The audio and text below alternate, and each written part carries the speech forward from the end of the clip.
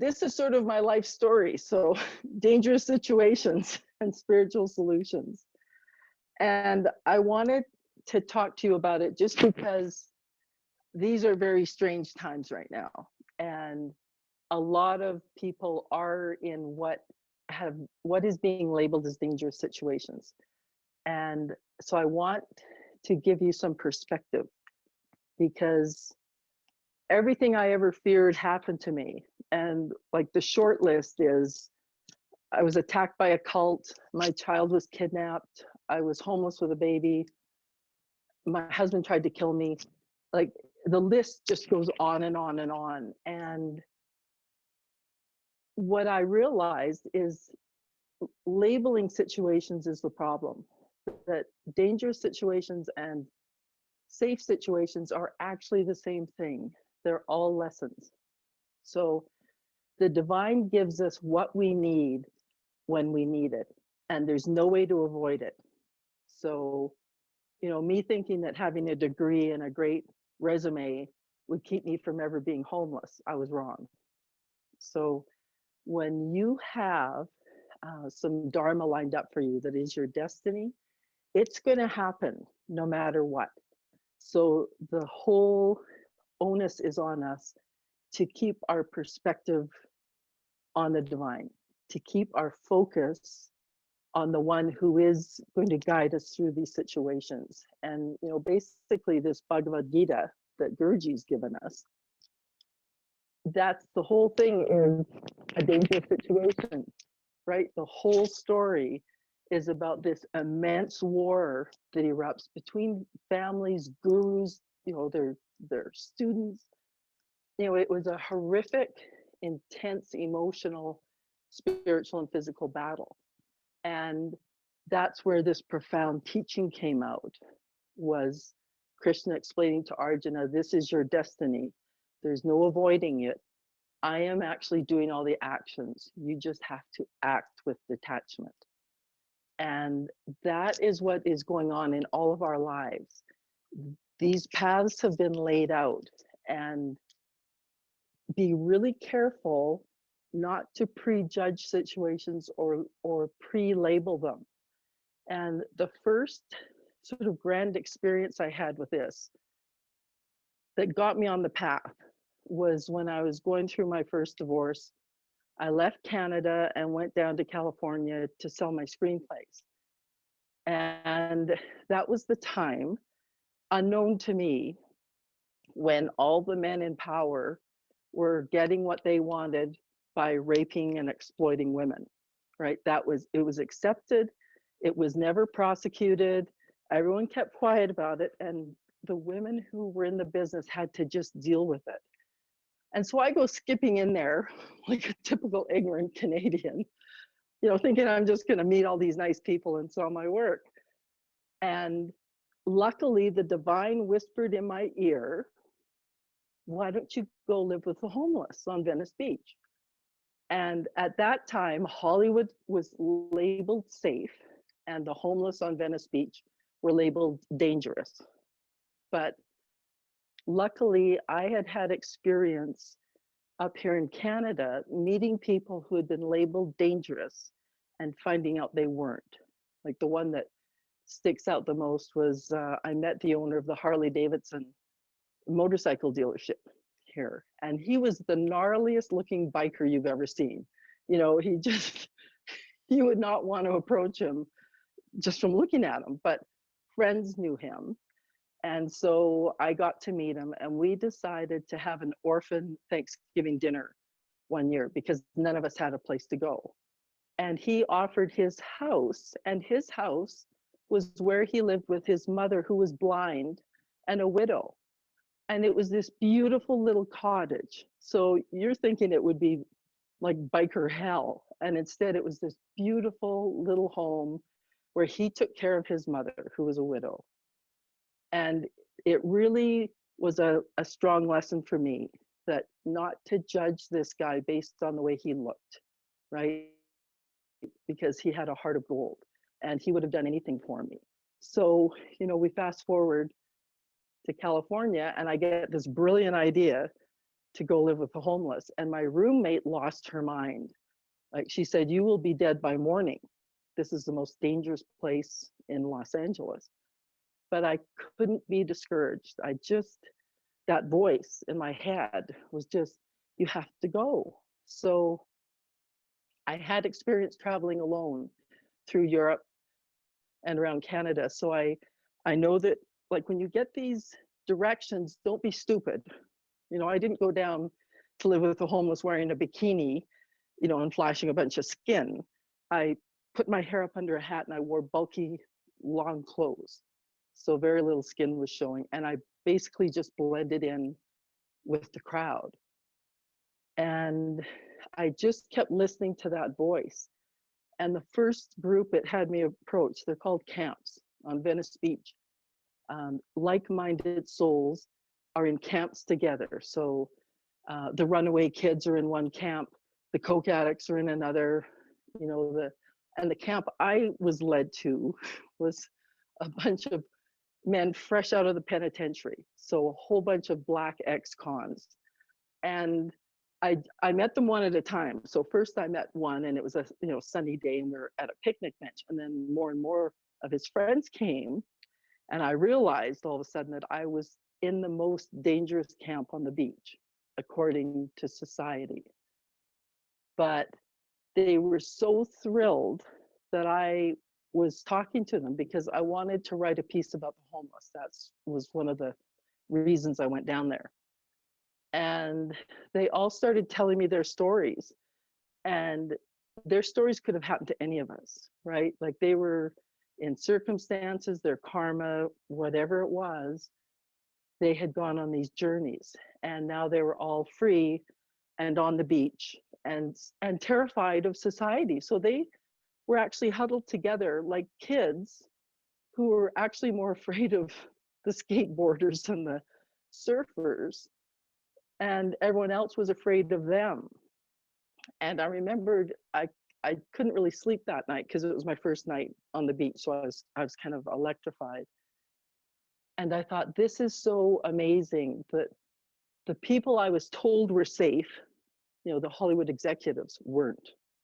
They were predators. And the people I was told were dangerous weren't. They were very kind and generous, and they protected me. So when anyone did try to approach me, with sort of sexual advances, they would just throw them out of the group. So I ended up spending a week on Venice Beach with the homeless, and it changed my life, and I kept hearing this voice going, do you see? Do you understand what you're seeing? And I just met one person after another who'd had life, go south on them. And it's not that they were good or bad people, it was just their dharma. And that has stuck with me, that when you go into situations, at the time, I hadn't discovered Hinduism yet, and I had been raised Christian. And so what kept playing in my head was, I've got it here. I can never remember the actual quote of it. So it's Psalm 23:4. Yea, though I walk through the valley of the shadow of death, I will fear no evil, for thou art with me, thy rod and staff, they comfort me. So that was playing in my head when I was on the street with all these homeless people and seeing life play out, and there were dangerous times. Once we came around the corner, we were in the middle of a drug war. The crack houses were shooting at each other, but I wasn't harmed. And I was with people who made very sure I was safe. So that started my path. And as Guruji says here, when you have a certain dharma in life, you will have to go through it. There is no way that you can escape it. So that's why Krishna said, if you don't do it now, nature will make you do it, because this is the pull of nature. So I know I've talked to some of you who've been in really dangerous parts of Africa, some who have been in abusive relationships. And the thing to remember is that you are playing out a Leela, that this is in my case, it was karma. I had been a dangerous, abusive person in a past life. And so I had to see what that felt like to be on the receiving end. And it took me years to understand that. I just kept playing the victim card. You know, why is this happening to me? And when I finally stopped whining and really understood karma and realized that nothing is given to us unfairly, that if something has happened to us that seems dangerous or over the top, it's just a scaled down version of what we have done to somebody in the past. So always be grateful, always hold on to the feet of the divine. And as opposed to praying, what I got in the habit of saying is, what do you want me to learn from this? Right? Stop judging situations and panicking. And the first thing that does go off is the fear button gets pushed, right? It's like God's up there just pushing your buttons. You just kept losing your mind and losing your mind and running around and screaming. But that's what your sadhana is about. Your sadhana helps disconnect these buttons that are in you, so that when the scary situations happen, there's less and less of a reaction and more logic kicks in. And, you know, I'm not going to dwell on it, but I've told you the story of the night my husband tried to kill us. And that was the night that the fear button was disconnected. So he was dying of a brain tumor and I didn't know it. And he decided to self-medicate with crack cocaine, which is called the Jekyll and Hyde drug. Right? It turns beautiful, lovely people into monsters. And he came home one night and he grabbed his carving axe off the wall and headed for the crib to the baby. And I ran, got the baby, but he got us down on the floor before we could run. And he had this axe raised over his head, ready to come down on us. And this horrific noise came out of me. And all I can call it is like a divine roar, because it's not a sound that people make.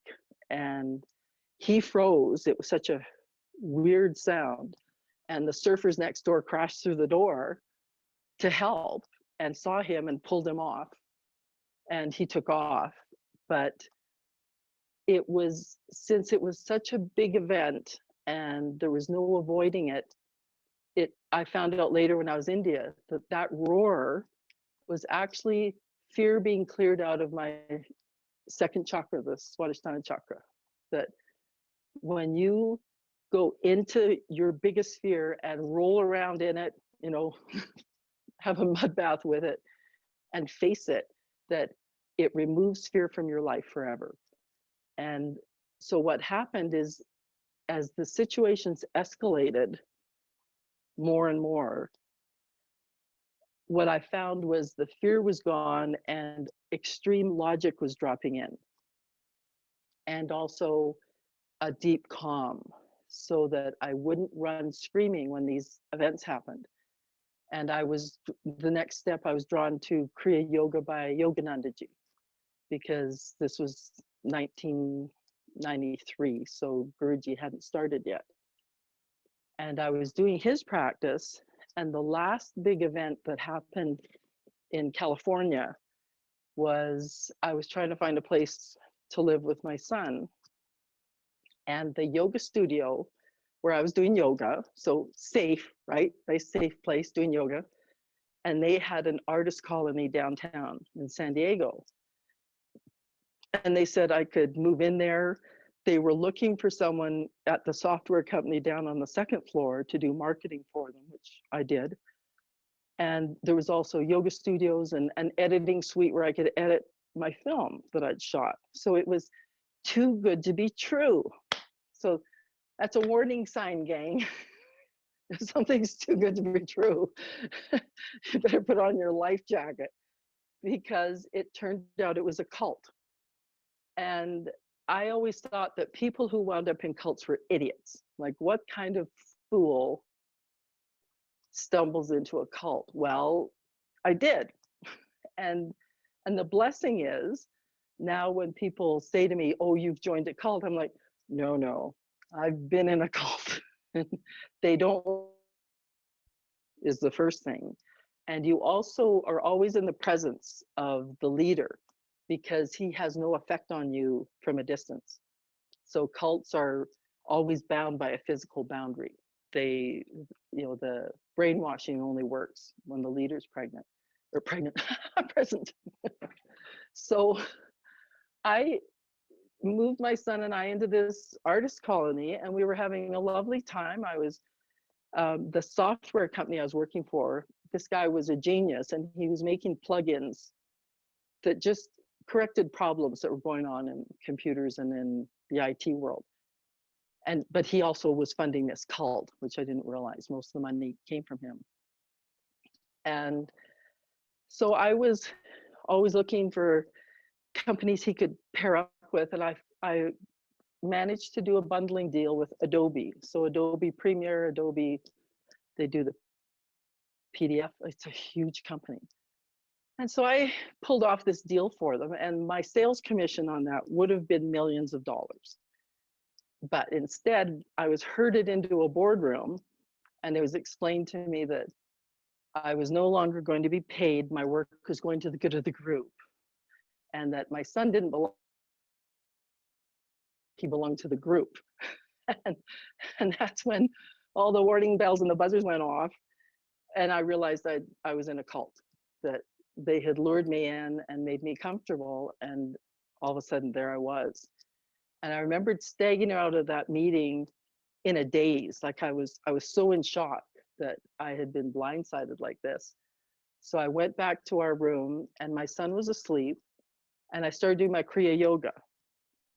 And it was about midnight, and all of a sudden there's this banging on the door, and they're trying to drag me out of the room down to meet the leader and have more of their cult meetings. And the voice in my head just said, hold your pose. So I was staring at Paramahansa Yogananda's picture, and I just kept doing my Kriya. And they're banging on the door. They tried to come in through a connecting door, and they were kicking the wall above my son's head where he was sleeping. And that's been another sign for me when it's just my dharma going on, because he never woke up when something really dangerous was happening. So my son was sound asleep. He's 6 years old, and they're kicking the wall right by his head. The noise was deafening. And so I finally finished my Kriya, and then the voice was like, okay, deal with it. So I was nervous. I opened the door, and these two huge guys said, you have to come downstairs for a meeting.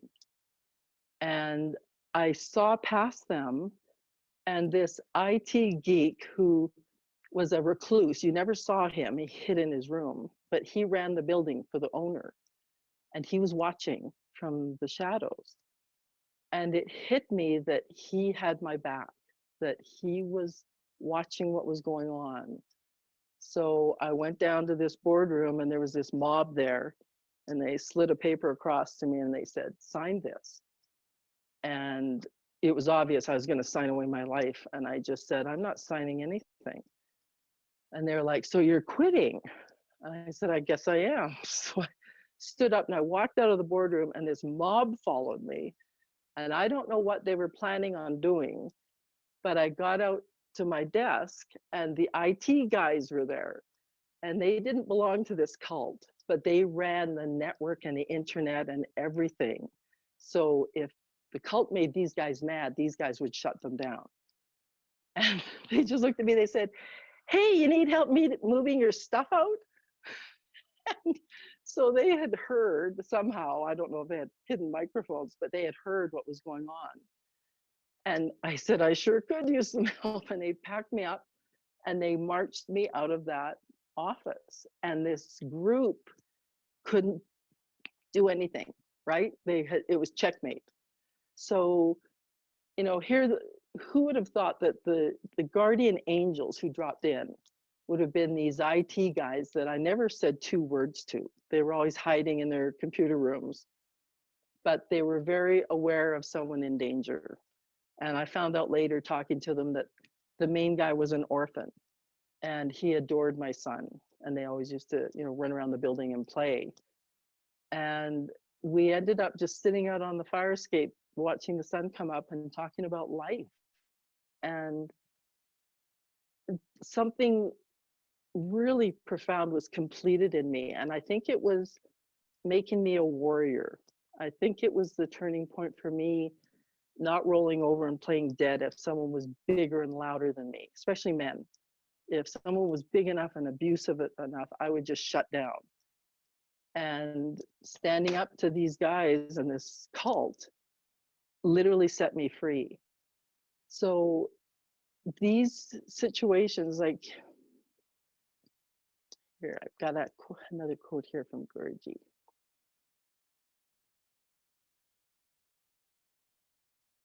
So just when Guruji was in Mauritius, he answered one of the devotee questions. And he said, there's a lesson in everything that happens. The question is, did you learn the lesson?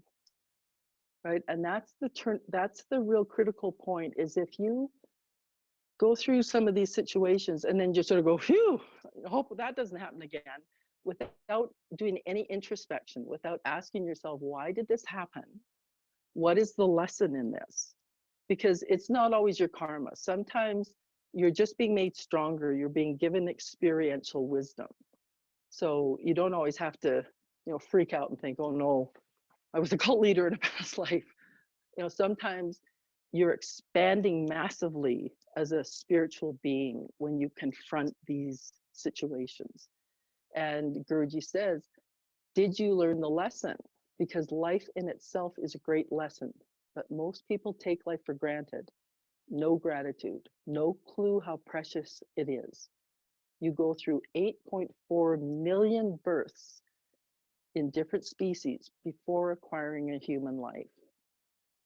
So you have to earn so much punya to get into a human body. And once you're in a human body, it's not supposed to be an easy ride. And, you look at it, I know watching my son and his friends, they love the scary action movies. And it hit me that they craved them because their lives were so boring. And so my son actually ended up stepping out of the box, and he walked and hitchhiked from San Diego through Mexico, Central and South America. And he went through some huge areas that had drug wars going on. And he never had a problem, and he was always safe. So, and I think it's because his heart was very kind, and people could see that in him. So he was never attacked, he was never robbed. He was protected on his whole journey. And Guruji says, true security only occurs when one gives up all external security, thoughts, and trusts that God is taking care of everyone. So what became obvious to me in all these adventures is the security is inside of us. Okay, it's not outside. It's not in, packing a semi-automatic weapon and wearing a bulletproof vest. Like, all you do when that happens is you attract violence. But when you know your security is inside you, then you can walk through any situation and have that immense protection on you. And that's the rule. This is not just some fluffy, wouldn't it be nice if? This is a fact.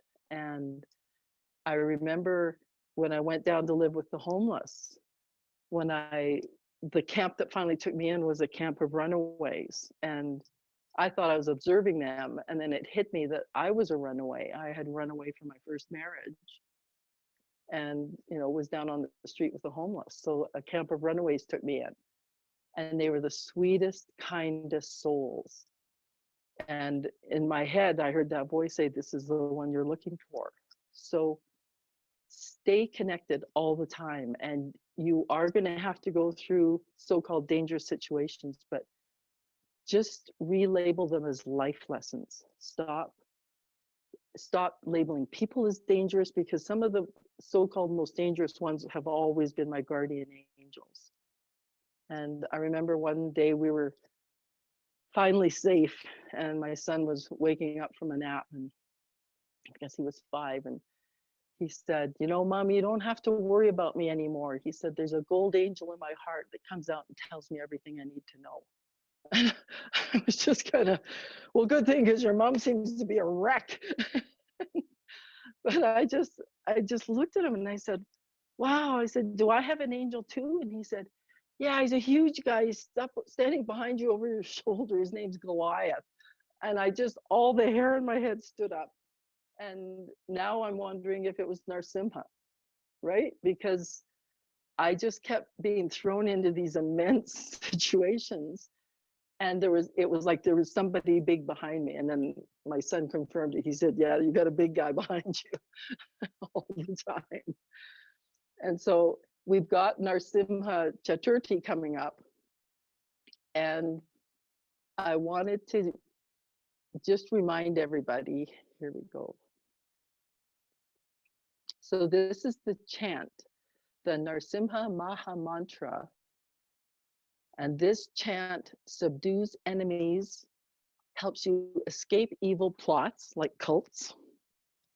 And so the mantra acts as a shield, and we'll probably be chanting it when the Chaturthi comes. And my creative team, I'll send you the text so you can put it up in the video. So it's Ugram Viram Mahavishnu Jvalantam Sarvatamukam Narsimham Vishanam Badram Mrityor Mrityam Namamyaham. And the translation is, O angry and brave Mahavishnu, your heat and fire permeate everywhere. O Lord Narsimha, you are everywhere. You are the death of death, and I surrender to you. So you can walk around your house chanting this and put a little protective shield around it for you. And I'm going to close with the verse that Guruji asks us to actually chant every night when we go to bed. And that's the famous chapter 18, verse 66 from the Bhagavad Gita.